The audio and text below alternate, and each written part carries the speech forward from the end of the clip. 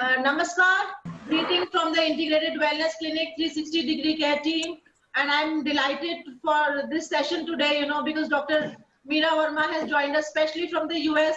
I think the contribution to the field of dentistry is known to everybody. I remember visiting Dr. Meera Verma when I was in college, with my mom and my mother's sister, I remember how painlessly she removed her tooth, this is, I'm talking, I think, more than 20 years from now. But ma'am, you still look the same, and welcome to our session today. And for those of you who have attended our session from the first time, I would like you to understand the concept of integrated wellness. Our clinic was started with the vision to provide an integrated approach in management of illness. And it brings the best of modern medicine and natural techniques of healing under one roof. Our main strongest pillar, Dr. Ruby Bansal, she's a clinical, she's a lifestyle expert, she's an internal medicine expert, she's a wellness expert, she's an HIV expert, and she keeps on guiding us with these sessions. And it is totally her idea to have this dental session, very important, much needed by the society in today's COVID-demic times. And then Dr. Deepika Kohli, I wish she would have joined us, but she has a medical emergency at home. She's not with us today, but she will send us diet tips on, especially for the old people who cannot visit to a dentist in this times, and, still have some issues with their denture or, their teeth problems. We hear in detail from Dr. Verma, but, she has given diet tips, Dr. Deepika. I will share that video soon. I'm Dr. Priya Kapoor. I'm a homeopath by profession, and I work at the Max Hospital, Vaishali. And, these days we are, treating a lot of COVID patients with an integrated approach. COVID syndrome, post-COVID syndrome, we are doing a good job, I think an integrated approach, allopathic medicine, homeopathic medicine, and a proper nutritious diet is what brings the patient quickly back to normal. And the sequelae of, the COVID infection we are seeing is less in patients who are adopting this kind of an approach. So I think without much delay, I would request everybody to kindly mute themselves so that we have a smooth conduction of the session, So without much delay, I would like to ask Dr. Ruby to formally welcome ma'am, and then we start with our dental feast today. Yeah, very good evening. Thank you, Dr. Priya, for the nice introduction of our clinic and these whatever the work we are doing. So we are conducting these sessions every Sunday. We are trying to appraise people of the society, trying to remove the fear of the COVID. A lot many things about the COVID management. This is the everything. We have just so 2 sessions for the missed. Next week we will do it with the ophthalmologist, and the dental session is a very, very important. So I'm happy that Dr. Meera accepted our request as she was not in the town. But thank you, Dr. Meera Verma. Yeah, and Dr. Priya, I don't know her from the last 20 years. I know her for the last 10 years. Because since when we were in the Pushpanjali Crossley Hospital, yes. And she was our she was having the dental department there. Yes. So since then our collaboration is continued, and Dr. Meera is a very passionate dental surgeon, and sir is also he was dean of the big college of the MAMC Dental Institute, and now I think sir has a I don't know, Dr. Meera Verma will tell. Dr. Mahesh Verma is now. He is now become the Vice Chancellor of the IP. Vice Chancellor. I know, yeah, I know. He's a Vice Chancellor, so he's a big shot. And thank you, ma'am. Thank you to be with us. So, as we know, earlier when the lockdown just started, COVID started, so we were just asking people not to come out, not to visit. And especially to the dentist. Even I have just told of so many not to visit, not to go to the dentist. Even the dental department in the whole hospitals were closed. Yes. As such, basically because the dentists are at the highest risk. The reason is simple, because they cannot maintain the social distancing. They have to work with the mouth. That is and if we are protecting the nose and the mouth. Yes. I mean, in the COVID, this is the most important organ we need to protect, and they have to work with that. So they are at high risk, and unfortunately, many dental surgeons who are working succumbed to COVID. As of now, many doctors, more than 450 doctors in India has succumbed due to COVID. So this is a critical situation. And so far the people are afraid of going to the dentist. So, but now, since this COVID is not like, it's not looking like to go somewhere, and we wish it goes soon, but still, how long we can just, people can handle their problem. And the toothache, I understand, because everybody must have felt this toothache, which is supposed to be said कि toothache जो होता है ना, वो जो गर्भवती महिला जब बच्चा लेबर पेन से के बाद जो है दूसरा pen is a toothache. Yes, ma'am? Yeah. So it is so bad. And how to manage that. So Dr. Meera, I just want to understand now, what is the current situation? COVID is going to remain with us. So what is the situation now? How you are handling? First of all, I want to hear from you how you are handling, how dental surgeons have to take precautions during the COVID time.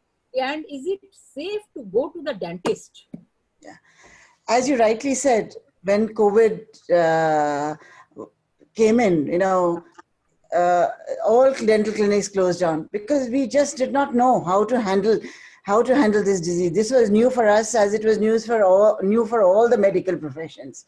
So as a precautionary measure, all the dental clinics were advised to close, and we were doing teledentistry because patients had to have relief.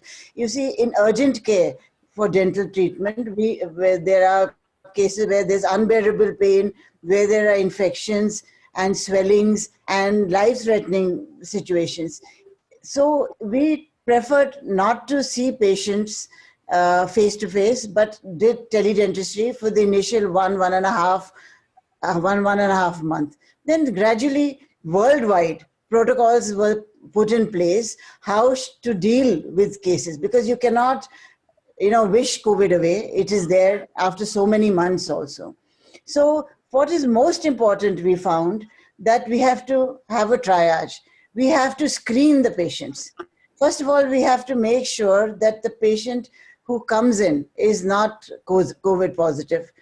Most of them have symptoms. Some do not have symptoms, right? So anybody who has cough, cold, or breathlessness are naturally discouraged, and teledentistry is performed. When the patients, their SpO2s are checked, and they are encouraged to come only by appointment. They are not encouraged to come in large numbers. Preferably, adult patients are advised to come in individually. And when children come in, we advise that only one adult should accompany them. When they do come in, they have to have a mask on. They disinfect their hands. There is social distancing there, and there are charts put up at the operatories, all operatories, so that sensitization takes place of patients. And patients are very well aware, and they're very cooperative. I must admit, earlier we had a lot of walk-in patients, but today the system is channelized, and due to the awareness created by the social media, by the government, we find that people are ready to comply. Also, at our end, we have taken a lot of precautions besides the general sterilization and disinfection measures, which were always followed by dental clinics.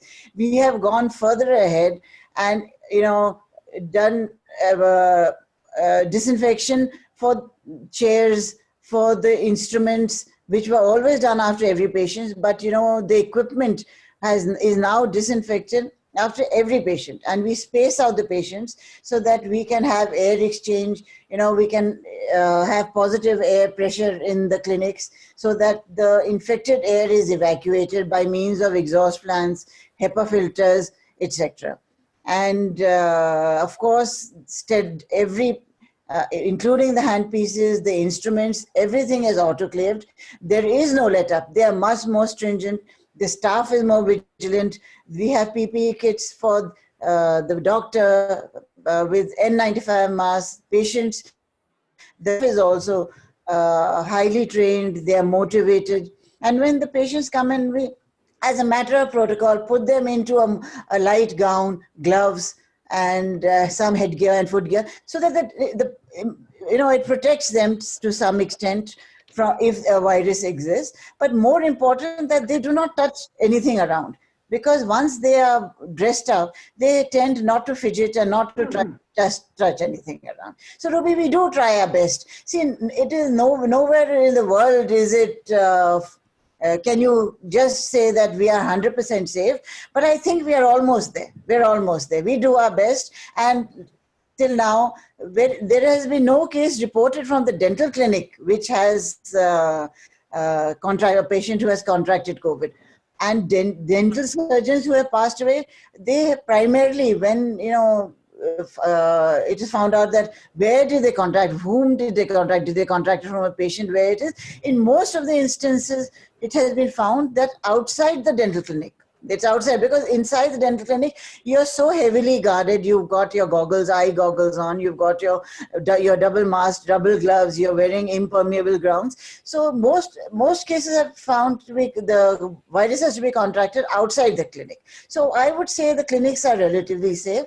And unless one is of a very high risk, that is, a recent cardiac surgery, or a patient who has recovered from cancer, or very young patients, those who are high risk groups anyway, they may be advised to stay away till times are better. But otherwise, general treatment is getting done.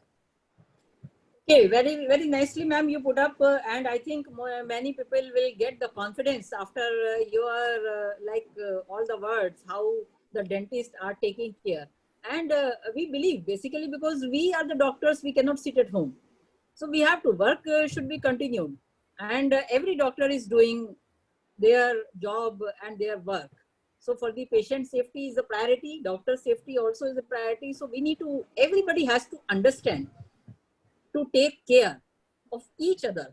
So ma'am, I want to understand, what do you mean by the urgent and the emergency needs in the dentistry?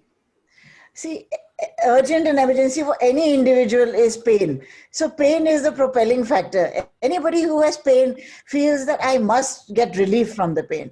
So, some pains can be relieved by medication, and some require procedure work. So we tend to first do a consultation over the telephone, over a video, and medicate the patient if it is possible to eliminate the pain. Once the infection has settled, then we call in the patient for the procedure so that the pain does not recur.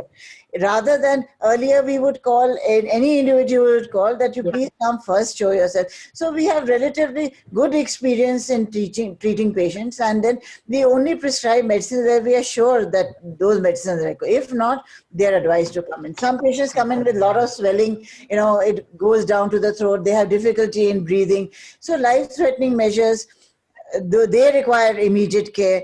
Also in cases like, sometimes the patient has trauma, they fall down, they break their front teeth, or they break their jaw. This means urgent care. And people are so conscious of their smile. Though they are wearing masks nowadays, which camouflages their smile, they can hide behind that mask. But still, in the family also, they're not willing to not have their front teeth. So things like that. Some elderly individuals, their denture starts hurting them. It needs adjustment. For them, it's a matter of life and death, because they just can't eat.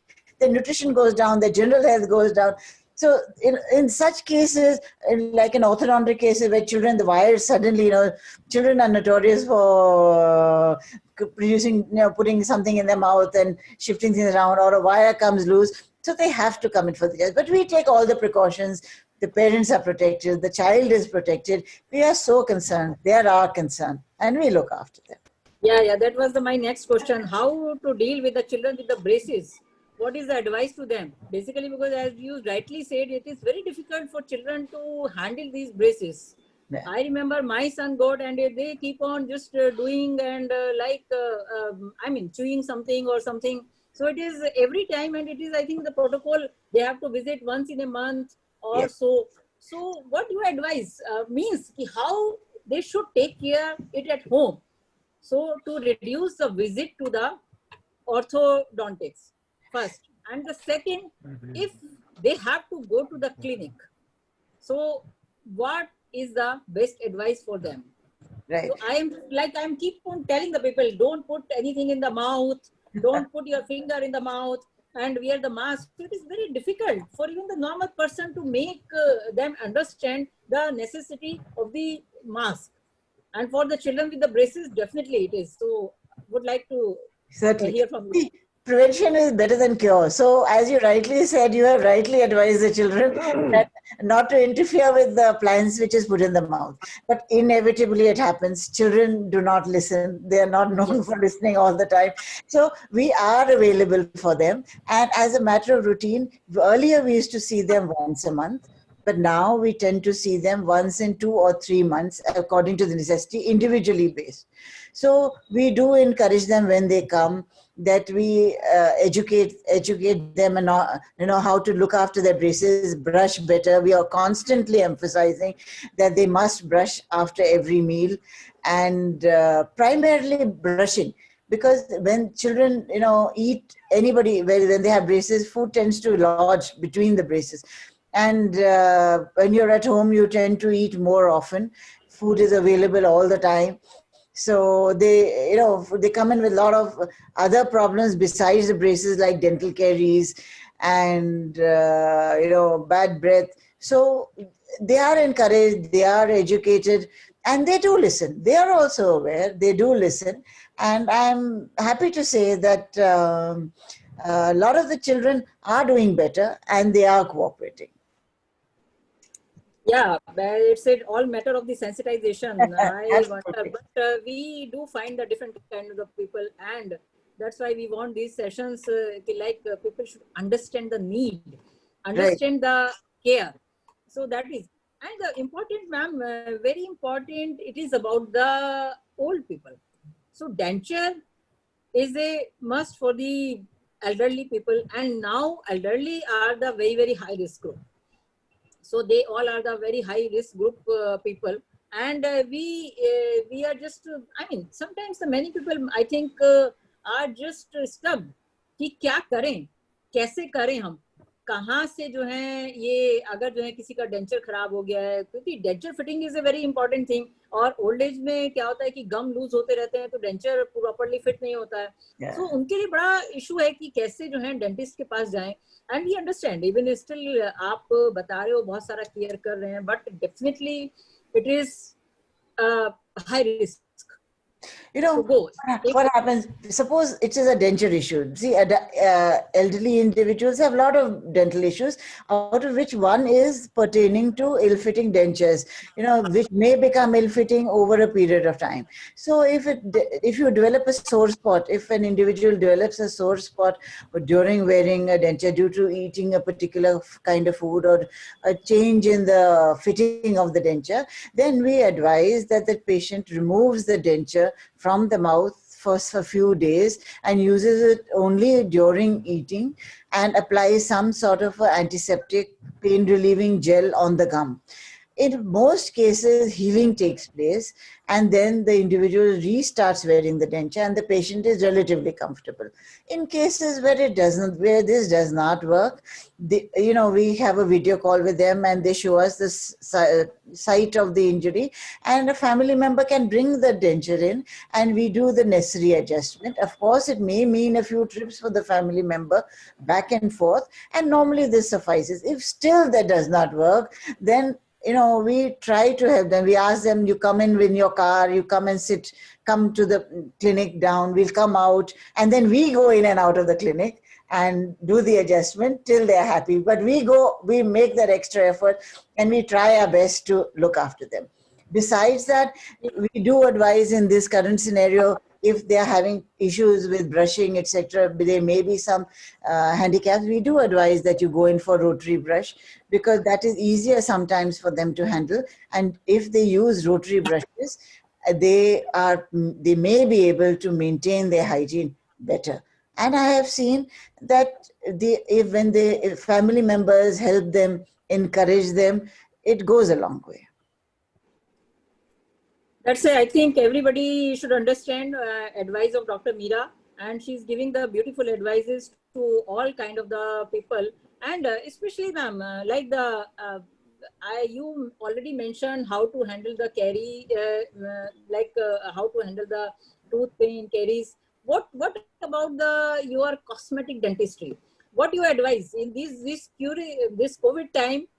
People should visit the dental clinic for any cosmetic procedure, or they have to wait yet few more months for to come, or maybe, I mean, as for me, like we are advising ki when there is an urgent need, only then you should visit to the hospital.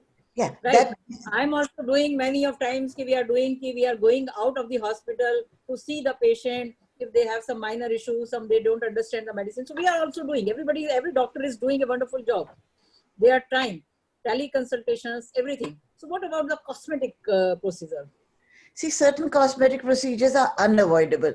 If you have a broken down front tooth, or you have you have decay in any tooth, like an anterior tooth, any delay will cause further damage to the tooth, and you may lose the tooth. It is better that you take all the precautions. The dentist is taking all precautions, and one stays vigilant, and you get the treatment done. It's nothing to be really paranoid about. If one is in good health, doesn't have any comorbidity, a lot of aesthetic work is also getting done, but one is being much more careful, and it depends on the need, on how much the patient desires it, and what is the necessity. See, sometimes we are doing fewer full mouth cases, fewer smile designs, but it's not that they're not getting done. They are getting done. Patients are fine. They are healthy. We are replacing the front teeth. We're replacing even the back teeth, because eating is an issue.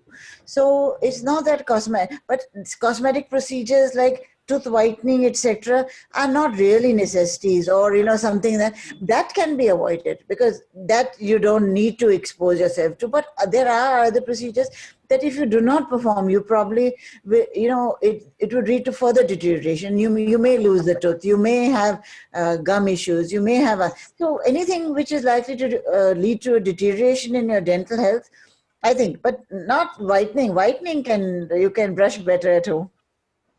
Yeah. That So should, I think that should that is the thing you should advise, how to keep our tooth bright and white at home. So that if you can give some tips apart from the like we are going for the cleaning at the dentist. I remember I used to come to you every 6 months or so for my dental cleaning Yeah. and for the things. But it's already more than 2 years we have not gone.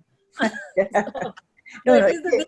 You should tell like what the general public or general people should do at home to yeah. keep the smile like you have. Thank you. No, you need to brush regularly, and you need to brush the right way. If you do not brush the right way, you cause more damage than good. You must use the proper brush, and any paste is good enough. It is primarily the mechanical action of brushing which helps in cleaning. So if you can use either a motorized brush, or you can use a regular hand brush. None is superior to the other. If any one is used effectively, both are equally good. So use a soft brush. Change your brush every month. Brush must be in good condition to be effective. Do not keep using a brush which has flowered, which has worn down. Brush morning and night. Duration of brushing should be approximately 2 minutes. Do not overbrush. If you overbrush, you'll find that you've worn off your teeth excessively. Do not underbrush, right? And brush morning and night. And use the brushing technique where you brush up and down along the long axis of the tooth, rather than side to side. When you brush side to side, it does not really clean. It tends to wear out your teeth more. And I think I don't have a model here, otherwise I would have given you a demonstration of the brushing right away. But maybe you can look up the internet, and just see. It is a very simple technique, and you have to cover all your teeth on the outside, on the inside, and on the biting surfaces. Besides this, I would think that you should avoid sticky food and excessive sweet food all the time. Of course, it is human nature. You want to eat sweets. You want to eat something which tastes good. Go ahead. It is not taboo, but eat it at one time. Do not space it out. That you had something now, then again after half an hour eat something, again after eat whatever you like. Eat, and then after that either rinse and if it is possible, brush if it is close to one of your brushing times, and look after your teeth. And at this first sign of any problem, that is the time to attend to it, because dental treatment is expensive only when it is neglected, when it grows out of proportion, like any disease. If you look after it when you know something has gone wrong, but you tell no, it's okay, you take it up, some food is getting stuck somewhere, you're having a gum bleed, or any mild pain, you said you try a home remedies. It may work, but it is advisable to seek professional help, at least professional advice, because the time to treat it is then, it's now, not when it grows out of proportion and you need extensive work like root canals or extractions or implants. It is much easier to get things treated and set right at the initial stages. Okay, wonderful tips by Dr. Meera. The one from my side, one last question, then Dr. Priya will ask the question from the audience. She has some questions. So Yes. I just want to understand. Suppose there is a COVID patient Yes. who has some tooth problem, maybe the toothache or maybe the trauma. So how they should approach to the dentist? I think they have to approach to the hospital, or they should go to the dental clinic, or what is the what you want to say to guide the people? This would normally be done in a COVID center itself, right? In a COVID center, they would be given just enough relief to make them comfortable till they recover from active COVID. Once they recover from active COVID, definitive treatment can be done once they test negative. But while they are suffering from COVID, enough palliative treatment can be done so that they are made comfortable and no further damage is done to them. Of course, if there's any fracture or anything, they have to be looked after. But any other minor problem like a cavity or a small chip in the tooth or something, that can be done, you can be just round off a sharp edge or something. But everything has to be looked after. The patient's interest is paramount. Okay. Yes, wonderful, Dr. Meera. You have just wonderfully answered all the queries, all the questions. I think a few audience questions is also there. And Dr. Priya, I think you have few questions which we got from the different groups. So please do ask. Yes. So Can I speak to her? Yeah, yes, Dhananjay ji, please. Give me opportunity to speak to her. please, okay. Yeah, Ma'am, only medical part. Yes, sir. Yes, sir. Ma'am, myself Dhananjay Kumar. Haji. My face is buried in white beard, but I hope you know me. Yes, I know you, sir. As a health writer of over 2 decades in Delhi NCR. Yes, sir. I've had the opportunity to meet you. Listen to me. I owe you big. You are my choicest dentist who have rescued me from teething problems many a time. I owe you big. And lastly, I want to ask you, yes, sir. How is your bundle of joy there? my bundle of joy is absolutely delightful. My blessings. Thank you, sir. Thank you. Blessings to the bundle of joy you have gone to America for. And when you come back, I'll meet you. I have been writing about you, and I've been going to you for my problems also. Yes, so sir. I am thrilled to hear you from States. That is a great opportunity. I talked to your hubby. He is a very good friend of mine. And yes, I congratulated him when he became Vice Chancellor. Right. That is the highest post in academia. That is right. Nothing is over that. So I'm very happy, very pleased. Thank now, you. to Bansal. Okay, thank you, Dhananjay. So, ma'am, we quickly take a question. I think the question is how to pick the right implant. Somebody wants to know, because implants are very expensive, how to pick the right implant. See, you must, it normally the patient does not pick the implant. It is the doctor who picks the implant. The implant which is suitable for the patient, right? And you have different categories of implants, different grades of titanium are used.